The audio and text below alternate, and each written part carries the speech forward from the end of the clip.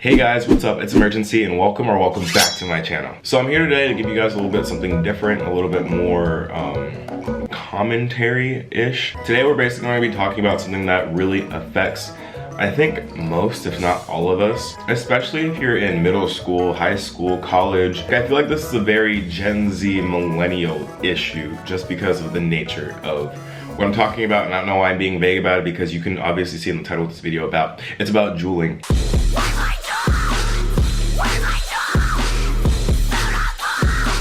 I really just want to make this video to sort of understand why people in our generation juul. Like, I know, hot topic right now, but I just wanted to sort of like delve into it and kind of just like talk about it, I guess, and sort of like analyze like what is going on in our society right now where juuls and like other forms of like e-cigarettes are so popular around our generation. Like, I can guarantee you, either you or someone you know juuls. Like, you cannot honestly say that you don't know someone who juuls. Go ahead, try. I'll wait. Yeah, that's what I thought. It's pretty hard, huh? Because literally everyone and their mom juuls. Like, I'm in college and it feels like literally everyone does it, you know? Like, I remember when I first started like being a trend, it was in my like sophomore, junior year of high school. And there was just like so much misinformation about it because like it was so new and we were so young. Like, I and many other people in my grade were like convinced that like juuls were like this innocent just like vapor, like just vapor, like water vapor, and it just tasted good.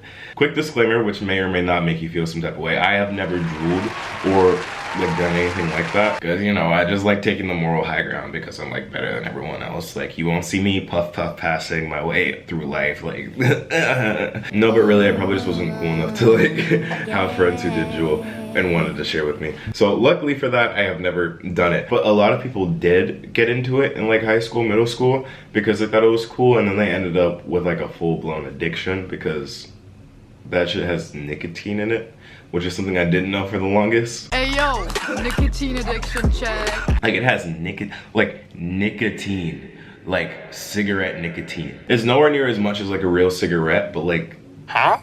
There's nicotine in there? Y'all really be doing that? You'll be using nicotine? You'll be putting that in your bodies and getting addicted and shit? Like, y'all do that?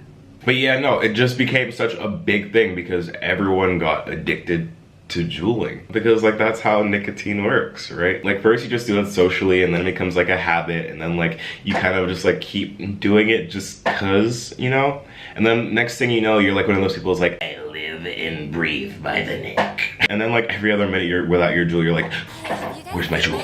Has anyone seen my juul? Have you seen my juul? But like, this is like an actual problem because people are really addicted to this stuff. I don't know why I'm saying people, like, you're not addicted, because like 9 times out of 10, I know, you don't gotta tell me. Like, this whole phenomenon is just so interesting to me because like, hold on, I'm putting on my tinfoil hat, but like, it just seems so well timed. You know? Like, when you're growing up, do you remember like those truth commercials on like Cartoon Network or something that would be like, you're gonna be the generation that ends smoking? Because like, for a long time I believed that. Like, I believed like we were gonna be the generation that stopped smoking. They were like putting out all that messaging, and like people were actually starting to like be disgusted by cigarettes. Like I remember a time that like smoking cigarettes would be like the worst felony of like drug use, you know? Like, people will look at you funny for smoking cigarettes more than they would if you're like doing like,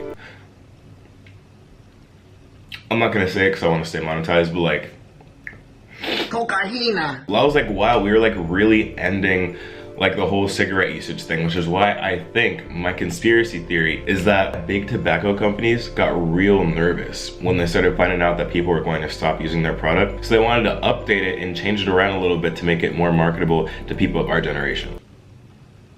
Which is why juuls look so cool. They look like USB chargers. They're so portable, electronic, and all that. Because they knew that would be something that we would like. Like, we don't want to burn up something and smoke it and have it like kill our lungs. So they like switched it around a little bit, have it be like a little smoke, a little vapor, a little flavor. The flavor. And they knew it would hit different for us, so we'd buy it. And they hooked us right back in. Like, we were literally about to be the generation that didn't have like nicotine addiction, but like, here we are now. So now these e-cigarette companies can profit off of us having addictions and constantly wanting to buy more, so they continue their little scheme, their little capitalistic scheme to keep making money off of our suffering. And that's just what I think. That's just my opinion. That's my little conspiracy theory. Like in my head, I just picture like a big fat man in a top hat with like a jewel in his mouth, like sitting on a giant wad of cash, being like, Like, that's like the CEO of the industry right there. Now, like conspiracy theory aside, I kind of wanted to talk about like some real stuff, like some real life application of like what's happening, or what I've been seeing as like a trend with like vaping and like juuling and all that, especially in like college, because that's like the environment that I'm in. Like a lot of people are like still like super like pro juuling as just like a method of like, I don't know, like stress relief or just like for funsies. And like their biggest defense is always like, it's better than like smoking a cigarette.